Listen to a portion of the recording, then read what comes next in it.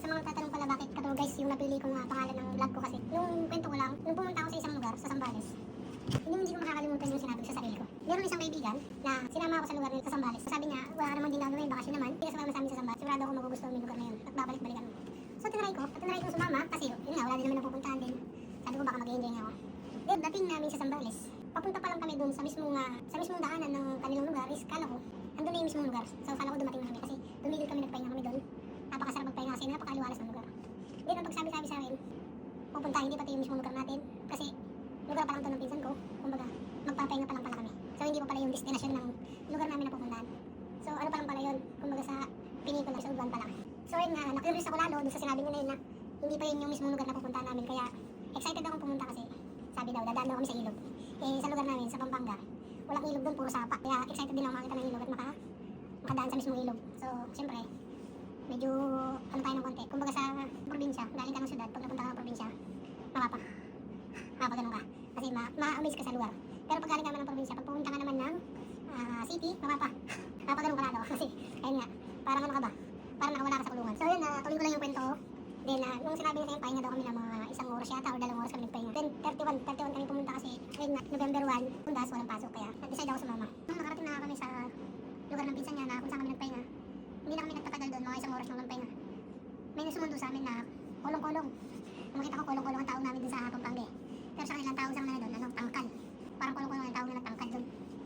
Ewan ko bakit tangkal. Pero kasi Ilocano, kami yung mga gamit namin, sinakay namin din. Sabi, i-plastic mo kasi aabutin ng ilog yan. Tapos nung bumiyahin namin 10 minutes, nadaanan ng ilog pa lang, nadaanan ko na. Nung nakita ko yung ilog, wow, naamis ako. Napakaluwang, napakalinis ang tubig. Unang ilog pa lang daw yun, siguradong manghihinan na ako magtulak kasi yung tangkal, parang kolong-kolong, pag dumaan sa ilog, namamatay. Hindi nga, inaabot yung motor kasi malalim yung ilog, tapos mabato. So okay lang yan, nating tulak yan. Kasi unang ilog pa lang yan. Kaya-kaya ko pa, hindi pa ako napapagod. Then paglipas ng mga 15 minutes, may isang ilog na naman. So dyan sa pangalawang ilog, medyo kaya-kaya pa. Okay pa eh. Unang pa, sige, natutuwa pa ako. Nakokontrol ko pa yung sarili ko, hindi ako natatapa. Pero paglipas ulit ng 15 minutes, isang ilog na naman ang dinaan namin. Ayun, si Katuro guys, hindi na makapagtulak. Napagod ng kakatulak. Kasang-basa na rin ako, nadapa pa ako. Muntik pang nabasa yung dala kong gamit. Buti na lang yung iba nakasakay sa tangkal. Kaya hindi inabot ng tubig. So, hindi ko makakalimutan yun, yung pangatlong ilog pa lang, nanginan na ako, sabi ko, malapit na ba tayo? Sabi ko, kinuhaan ako ng tatay nung kasama ko, sabi niya, alam mo, malapit na. Alam mo, ilang ilog yung dadaanan natin? Ilan, sabi ko, 14, sabi niya. Ano? 14, sabi ko. Eh, nakakatatlo pa lang tayo, eh di may 11 pa. Oo, may 11 pa, tapos malalaki pa yung tatawiran natin.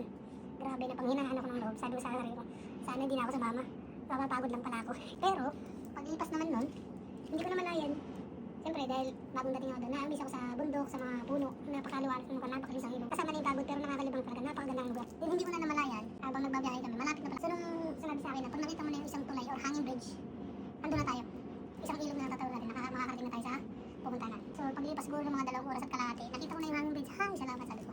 Andito na kami, nakarating na kami. Pero, may tatawirin pa pala kami isang ilog. Ngayon, maiksi lang siya, pero napakalalim niya, tsaka napakalakas ng agos. So doon mga to guys, pagdaan ko doon, dahil hindi pa ako sanay dumaan sa ilog talaga, paglusong ng tangkal, unang tulak ko, nadapa ako, dala kong gamit. Imbis na tulungan ako, tinawanan pa ako. So di mga tapos nung pagdating ko sa lugar nila, napakaliwalas, napakasimple ng lugar, napakasimple ng buhay nila doon. Tapos, sabi sa akin, wala daw signal, kailangan pa namin makit ng bundok para magkaroon ng internet o makakakunik ng signal sa cellphone. So sabi ko, okay lang yan kasi mag-enjoy naman tayo. Gala-gala muna, pasyal-pasyal. Siguro mga 2 days na kami doon. Namimiss ko na yung internet. Namimiss ko na mag-load. Namimiss ko na mag-Facebook. Kasi nga, walang internet. Nakaka-boring ba? Pero makakalimutan mo naman pala yung internet o yung kaboringan mo. Kasi yung mga tao doon, napaka-friendly na. Mga mahilig manginginom. Eh, manginginom din ako. Eh, dami mo sa akin. Hindi ko pala alam kung mangyayari. Lipas pala ng panahon. Gaya ng sinabi ko na babalikan ko yung lugar na to. Hindi lang pala babalikan. Magiging tahanan ko pa. Ang ibig sabihin ko doon, yung tao nagdala sa akin doon, ay siya na yung asawa ko ngayon. So, ay yung magandang kwento. Sa maikling kwento, yung tao nagdala sa akin sa magandang lugar. Siya yung naging katuwang ko sa buhay na nagkaroon kami ng anak, nagkaroon kami ng pamilya. Ngayon, kasal na kami. Mag-asawa namin at meron kaming 5 taong anak babae. So, ang sarap ng buhay, di ba? Hindi mo siya katakalain na yung taong magsasama lang sa isang lugar para mag-relax. Siya pala yung magiging katuwang mo pagdating ng panahon. Hindi mo masasabi talaga yung hangana mo. Kung darating at darating, kung ibibigay sa'yo, ibibigay sa'yo. Ito lang gusto kong makwento sa vlog na to kasi itong mga nakaraang buwan.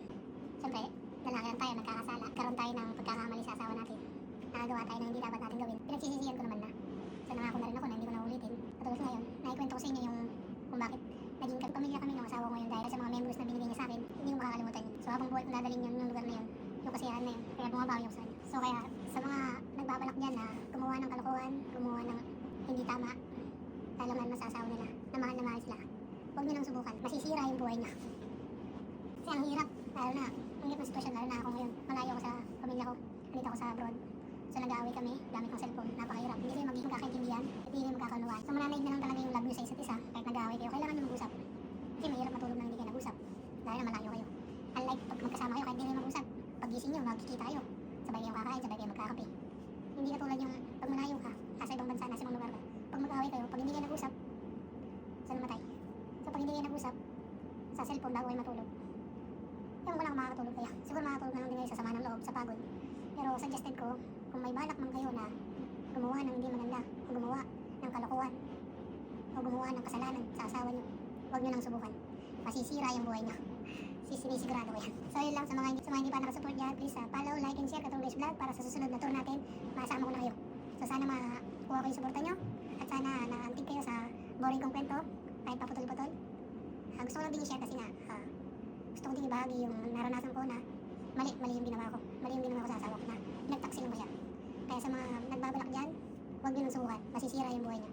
So hanggang dito na yung video. Maraming salamat sa panonood. See you next tour. See you next guide. Let's go.